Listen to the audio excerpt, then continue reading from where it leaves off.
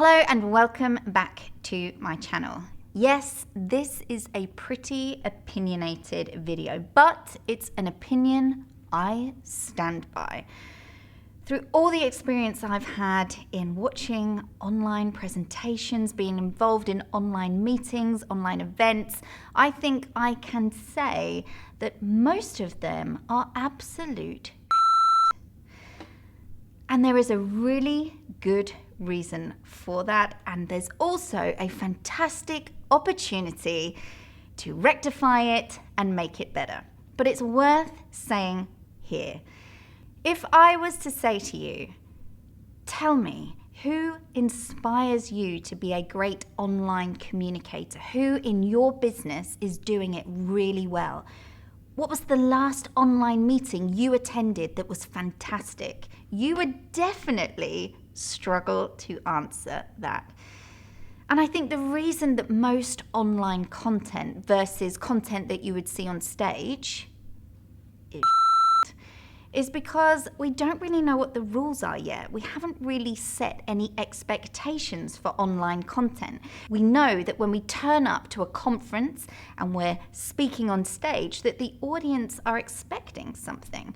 There's a level of responsibility there from the presenter's point of view. But online, I'm afraid we're all hiding behind this at the moment, and what we need to do is make it a whole lot better. But as always, sometimes it's handy just to know what the big mistakes are. So these are the mistakes that most people are making.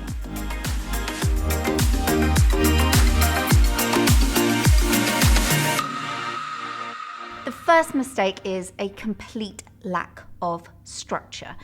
And I mean structure in two ways. So firstly, a lack of structure for the online event, online meeting, or online presentation.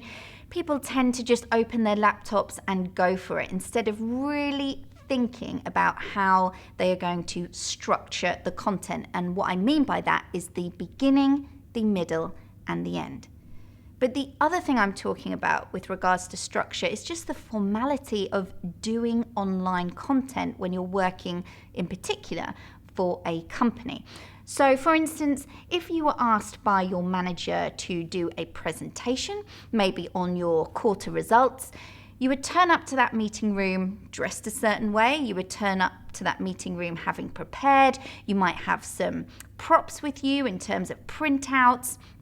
You will really have thought about that presentation, and you're probably going to stand up to deliver it to the room. We haven't got any of that protocol at the minute for online content. So what you need to do is make it for yourself or for your company. Just because everyone else is doesn't mean that you need to be. So basically, up your game. Just up your game. The other reason why I think most online content is crap is because a huge portion of it shouldn't be online in the first place. What happened to the phone?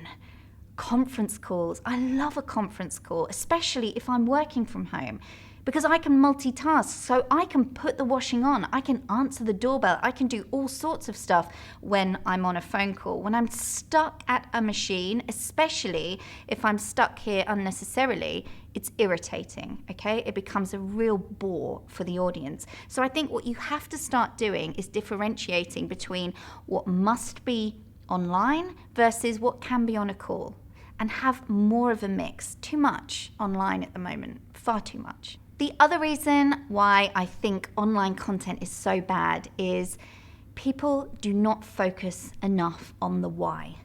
Why is this happening? Why am I asking people to join this meeting? Why am I asking people to watch this online presentation?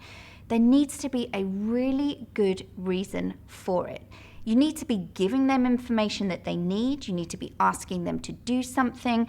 Whatever that thing is, it needs to be something other than just chatting, because if it's just chatting, it needs to be on the phone, okay? So really think about the why, and the easiest way to do that is to think about what you want the audience to think, feel, and do as a result of attending your online meeting or watching your online presentation, which leads me really nicely onto my next point. The audience. Oh, god damn it, the audience. There are people at the other end of this laptop watching you, and they are your audience. The reason why so much online content is so bad is because people have simply forgotten there is an audience there. Your job is to deliver to that audience, to give them that something, that why for why they're there in the first place, that think, feel, and do.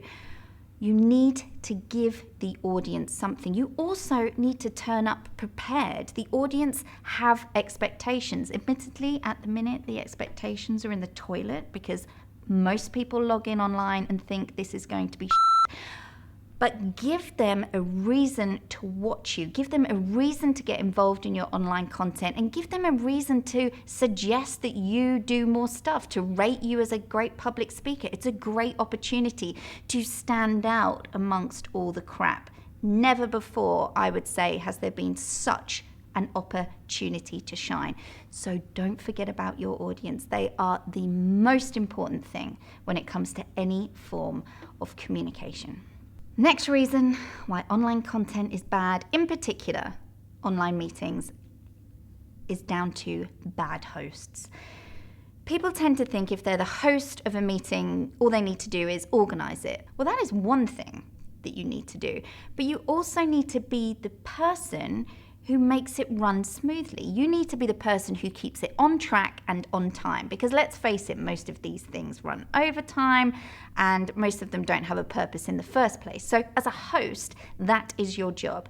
You make it on time, you make it run smoothly, you make sure it's got a reason in the first place, that the audience are getting something out of it. So the host's job is important. It is not just to organize the meeting.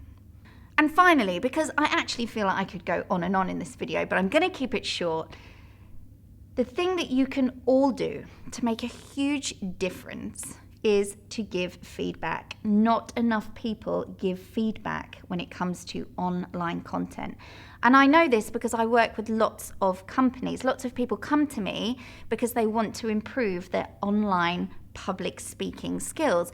And that tends to be because the audience, the employees, don't think it's great. 9 times out of 10, they haven't actually asked the employees. They've just got a feeling for this. But the best thing that you can do is get feedback from your audiences. So dare, after you've done an online meeting, to maybe put up a poll and ask people to rate the online meeting. It's a great way of getting instant feedback. It's also a great way to engage with your audience, and it will stick a rocket up your ass so you improve your next online meeting.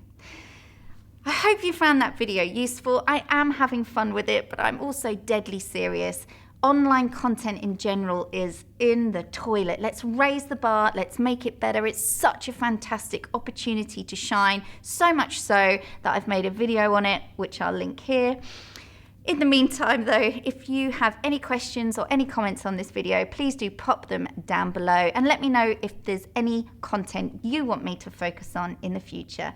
Please do subscribe, and thank you as always for watching. Thank you for watching this video. I hope you found these tips useful. Please do subscribe to my channel because I upload videos weekly and it makes a massive difference if I get more subscribers, basically. Let me know in the comments below if there is any content you'd like me to cover or if you have any questions about this video, and I look forward to seeing you next time.